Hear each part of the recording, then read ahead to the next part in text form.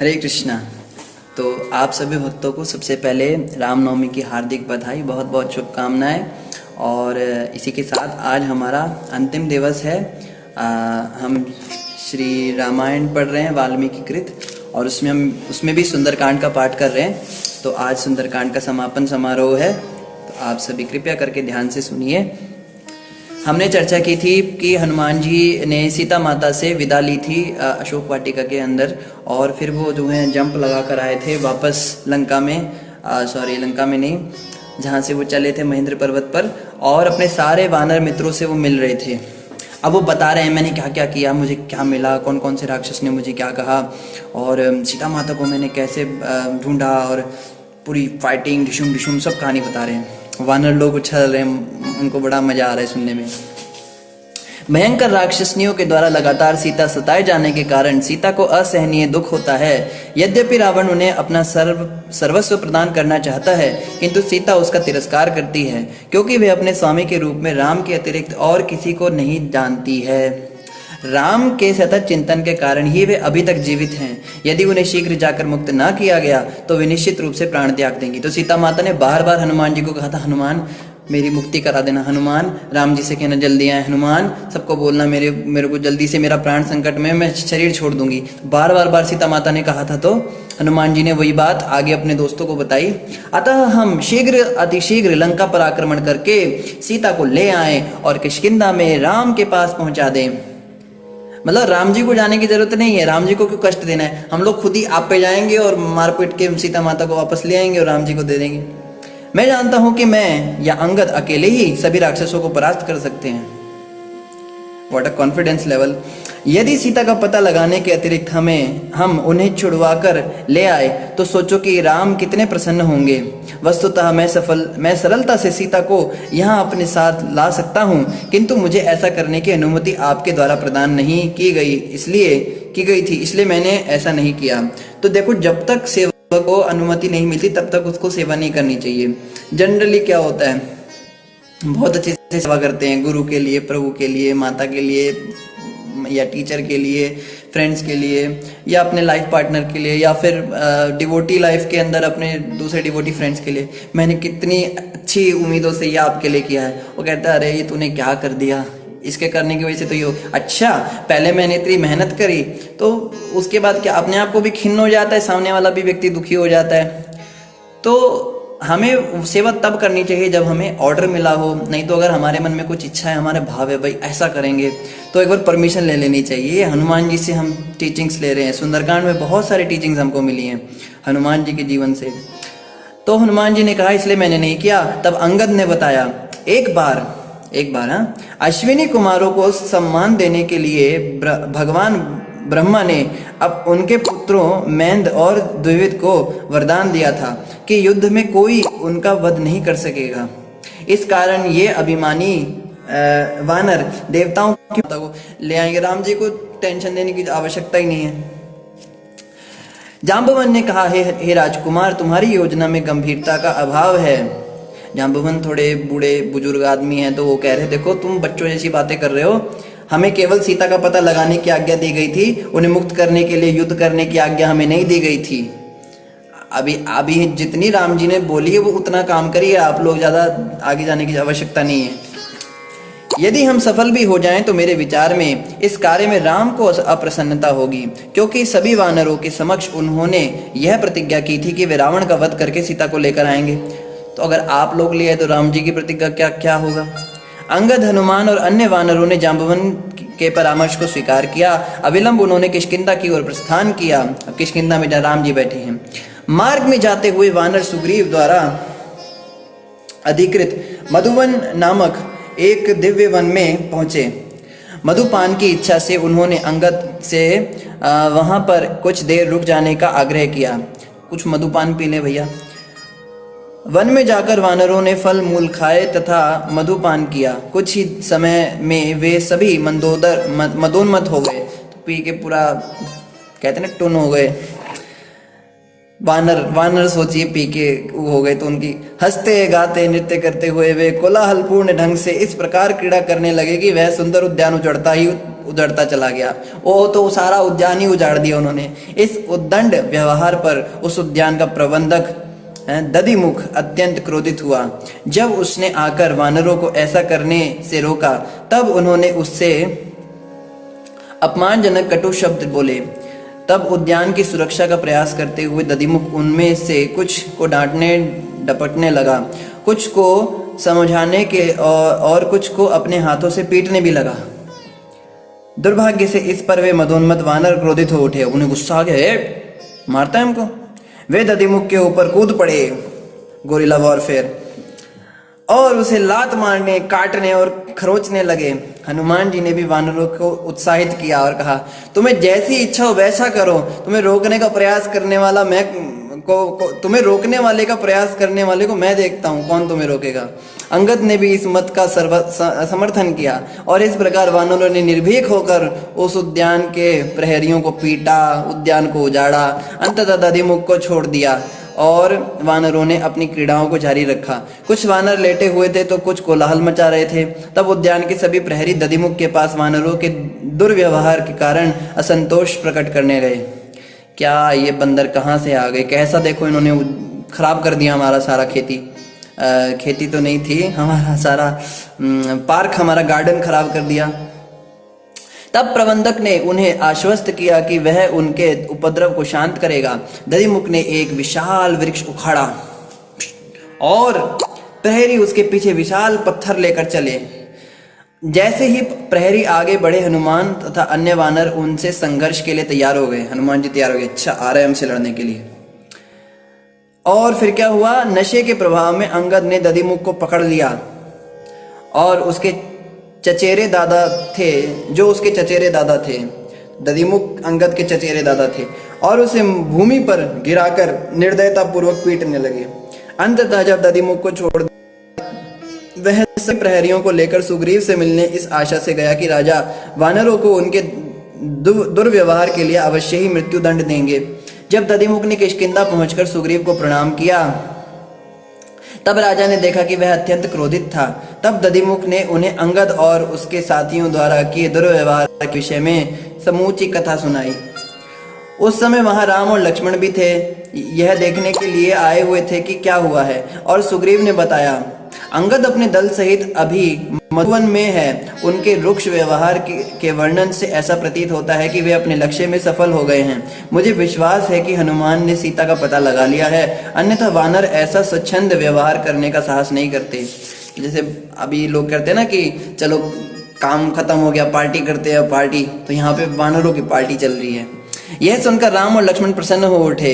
उसी प्रकार सुग्रीव भी अत्यंत आनंदित हो उठा और दधिमुख से बोला, तुम्हारा यह संतोष मेरे लिए अप्रत्यक्ष रूप से शुभ संदेश लेकर आया है। तुम लेकर तो आए थे कंप्लेन, पर इसको सुन के मुझे बहुत अच्छा लगा। अतः वानरों को यह उपद्रव सहन करना चाहिए। अब मधुवन जाकर अंगद और अन्य वानरों से कहो कि मैं तुरंत उनसे मिलना चाहता हूँ। यह आज्ञा शिरोधार कर दधिमुख चल पड़ा। मधुवन पहुंचकर उसने देखा कि वानर शांत हो गए हैं। यहाँ तो सन्नाटा छाया हुआ है। अच्छा, और क्या हुआ? तब मूत्र द्वारा अपने शरीरों से मधु बहा रहे हैं। वो सबको बाथरूम लग गया, एक के बाद एक नंबर लगा हुआ है उनका, बाथरूम कर रहे हैं, सारा मधु जो पिया था सारा निकल गया।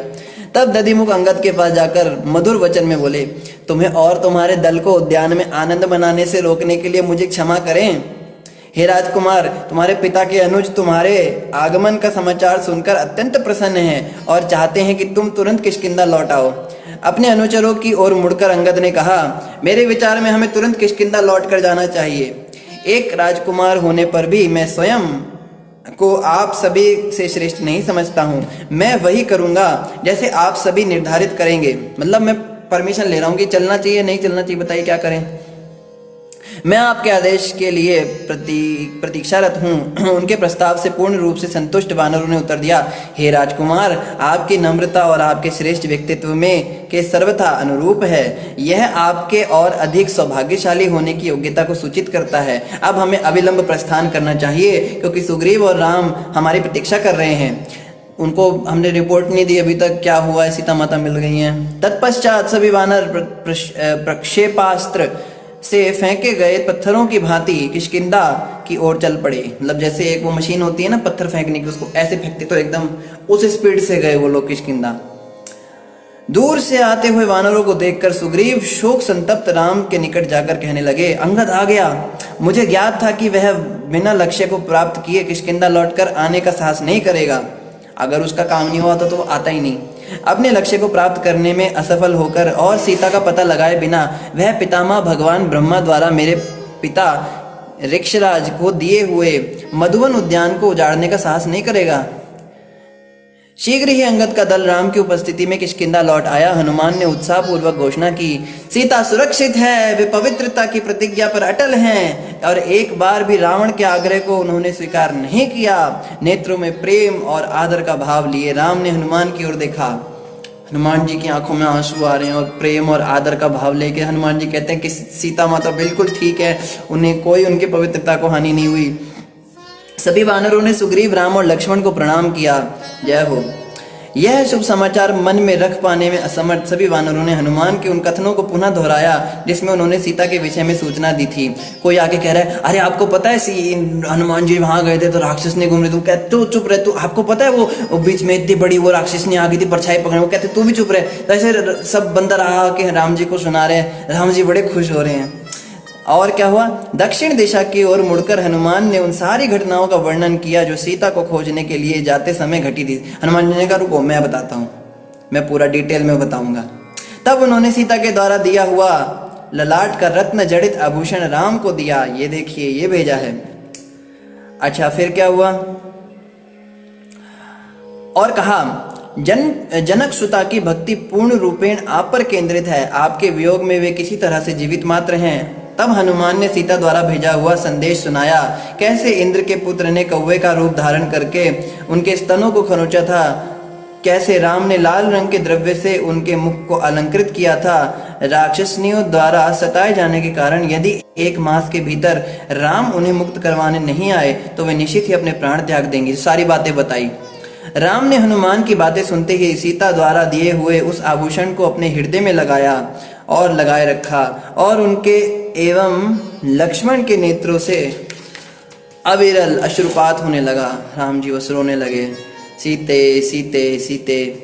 राम ने बताया यह आभूषण सीता को विवाह के अवसर पर उनके पिता द्वारा दिया गया था बहुत पहले। अब देखो सीता माता ने कहा था ना, यह आभूषण जैसी तुम दोगे उन्हें 3 व्यक्तियों की याद आएगी। बहुत पहले राजा इंद्र ने यह आभूषण महाराज जनक को उनके यज्ञ संपादन के कार्य में प्रसन्न होकर दिया था। हे हनुमान, मैं शोक से अचेत सा हो गया हूँ, अतएव तुम सीता द्वारा दिए गए संदेश को दोहराओ, क्योंकि उसको सुनकर ऐसा लगता है मानो मेरे मस्तक पर कोई शीतल जल की छींटों की वर्षा कर रहा हो। मुझे ऐसा लग रहा है जैसे मेरे सिर पे कोई बहुत गर्मी हो रही थी, बहुत धूप में कोई पानी की ठंडी ठंडी बूंद डाल रहा है। बार बार बताओ मुझे क्या कहा सीता ने। उत्तर में हनुमान ने बताया, सीता ने इंद्रपुत्र जयंत को आपके द्वारा दंडित किए जाने की घटना सुनाने के पश्चात बताया, यद्यपि राम की शक्ति असीम और अजय है तथापि वे मुझे मुक्त कराने यहाँ नहीं आते हैं। मुझे ऐसा ही लगता है कि वह पूर्व जन्म में मेरे द्वारा किए गए किसी विभत्स पाप का फल है। हनुमान ने आगे बताया, मैंने सीता को अपनी पीठ पर बैठाकर वापस लाने का प्रस्ताव रखा, किंतु वे सहमत नहीं हुई, क्योंकि वे किसी पर पुरुष को स्पर्श भी नहीं करना चाहती थी। तो पुराने जमाने में ऐसा होता था, आजकल तो क्या हो गया है, ये पवित्र स्त्री वो मानी जाती थी जिसने किसी अपने पति के सिवा किसी पर पुरुष को छुआ भी ना हो, स्पर्श भी ना किया हो। ऑफ कोर्स भाई और पिता की बात अलग है, किसी पर पुरुष को शादी के बाद तो बिल्कुल छुआ भी ना हो, उसको तो बहुत पवित्र माना जाता था। और उसमें शक्ति होती थी, वो भस्म कर सकती थी किसी को भी, और अपनी पवित्रता की शक्ति से वो बहुत सारे देवताओं को प्रकट कर सकती थी। एक कहानी आती है, एक सती स्त्री थी, उसने तो सूर्य अस्त्र होने से ही रोक दिया था। सूर्य डूबा ही नहीं, बस दिन रात ही नहीं हुई। किसी ने श्राप दे दिया तो तुम्हारा पति जो है सूर्यास्त होते ही मर जाएगा, तो उसने कहा सूर्यास्त ही ना हो अगर मैं पवित्र हूँ तो। इतनी पवित्रता में शक्ति होती है। पर आजकल स्त्रियों में शक्ति नहीं रही, क्योंकि पवित्रता भी नहीं रही, पुरुष भी भटक गए बेचारे। बार बार उन्होंने यही कहा, तुम राम से जाकर कहो कि वे शीघ्र मुझे यहाँ से लेने आए। मेरा दुख असहनीय है और मैं कह नहीं सकती कि इस प्रकार मैं और कितने दिन जीवित रह पाऊंगी। हे हनुमान, क्या राम, लक्ष्मण और वानर कभी सागर पार करके लंका आ सकेंगे? मैं जानती हूँ कि तुम रावण का वध करके मुझे राम के पास पहुंचा सकते हो, किंतु मेरी इच्छा है कि राम स्वयं आकर मुझे मुक्त करवाएं ताकि उनकी निष्कलंक कीर्ति में वर्धन हो। मैं राम के पास उस प्रकार नहीं जाना चाहती जैसे कि मैं लंका में लाई गई थी। लंका में भी उड़ के आई थी, ऐसे एक आदमी लेकर गया तो वहां भी एक आदमी लेकर जाएगा, ये एक बार हो गया। किसी पर पुरुष द्वारा नहीं, मैं ऐसे नहीं जाना चाहती, मेरा पति मेरे को लेने आए। अंत में हनुमान ने कहा, मैंने सीता को आश्वस्त किया कि अन्य वानर मुझसे भी अधिक शक्तिशाली हैं और सरलता से सागर लांघकर लंका आ सकते हैं। मैंने उन्हें यह भी बताया कि आवश्यकता हो तो मैं आपको एवं लक्ष्मण को अपनी पीठ पर बैठा कर ला सकता हूँ। इस प्रकार मैंने सीता को आश्वस्त किया। तथापि उनकी संदिग्ध स्थिति पर विचार करते हुए मैं आपसे विनती करता हूँ कि आप शीघ्र ही कुछ उपाय कीजिए ताकि हम सब अविलंब लंका पर आक्रमण कर सके। तो बड़ी अच्छी बात आ रही है, राम जी के अंदर क्या शक्ति नहीं थी कि वो उड़ के चले जाते सीता माता के पास में? उड़ना तो बड़ी दूर की बात है, वो तो पलक झपट के जैसे वो नारद जी प्रकट हो जाते ना, नारायण नारायण, ऐसे वहां से गायब होकर यहाँ प्रकट हो जाते। पर राम जी ने किसी भी शक्ति का कभी प्रयोग नहीं किया। उन्होंने हमेशा मनुष्य की मर्यादा निभाई कि वो एक मनुष्य रूप में आए हैं। एक्चुअली क्या हुआ था, रावण को ये वरदान मिला था कि उसको कोई राक्षस नहीं मार सकता, कोई देवता, कोई दैत्य, कोई पिशाच, कोई मायावी जीव, कोई भी जानवर ब्रह्मा की सृष्टि में, मतलब कोई उनको नहीं मार सकता है। लेकिन मनुष्य कहना वो भूल गया। उसको लगा था मनुष्य तो चींटी मकोड़े होते हैं, वो कैसे मारेंगे। तो भगवान लूप होल ढूंढ लेते हैं वरदान में, भगवान मनुष्य बनकर आए। अब मनुष्य की मर्यादा है, मनुष्य तो हवा में उड़ता नहीं है, मनुष्य तो शक्तियां नहीं छोड़ता है। वो तो अस्त्र शस्त्र से जो शक्तियां आती है वो तो साधारण हम भी छोड़ सकते हैं कुछ मंत्रों को सिद्ध करके। तो भगवान ने बस उतना ही किया, तो अपनी मर्यादा सिखाई राम जी ने। तो इसलिए भगवान राम जी ने सब सहन किया। सीता माता चली गई, इतना कुछ हुआ, सोचिए इतनी टेंशन की बात है, वो कभी भी अपनी मर्यादा नहीं तोड़ी उन्होंने। नहीं करना तो नहीं करना, पावर्स का यूज। तो इस तरह से सुंदरकांड का ये समापन हुआ। और आप सभी को रामनवमी की बहुत बहुत बधाई। भगवान रामचंद्र जी, लक्ष्मण जी, सीता मैया, हनुमान जी हम सब पर कृपा करें और गुरु महाराज श्रील प्रभुपाद जी की कृपा से हमें अपनी भक्ति का दान दें ताकि हमारा भी मन उनके चरणों में लग सके, उनके सद्गुण कुछ हम में आ सके। आप सबका धन्यवाद। हरे कृष्णा। श्रील प्रभुपाद की जय, श्री गुरु महाराज की जय, बोलो वाल्मीकि जी महाराज की जय।